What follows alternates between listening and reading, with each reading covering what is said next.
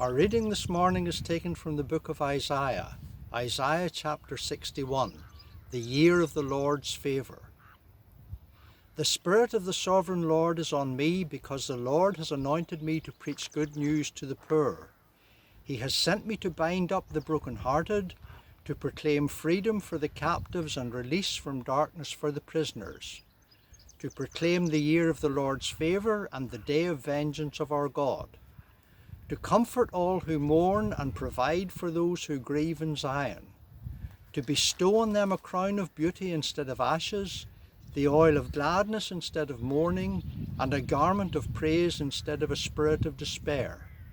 They will be called oaks of righteousness, a planting of the Lord for the display of his splendour. They will rebuild the ancient ruins and restore the places long devastated. They will renew the ruined cities that have been devastated for generations. Aliens will shepherd your flocks, foreigners will work your fields and vineyards, and you will be called priests of the Lord. You will be named ministers of our God. You will feed on the wealth of nations, and in their riches you will boast. Instead of their shame, my people will receive a double portion, and instead of disgrace, they will rejoice in their inheritance, and so they will inherit a double portion in their land, and everlasting joy will be theirs. For I, the Lord, love justice. I hate robbers and iniquity.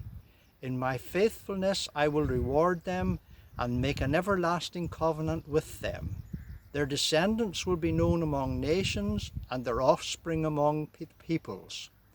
All who see them will acknowledge that they are a people the Lord has blessed. I delight greatly in the Lord. My soul rejoices in my God, for he hath clothed me with garments of salvation, and arrayed me in a robe of righteousness, as a bridegroom adorns his head like a priest, and as a bride adorns herself with her jewels.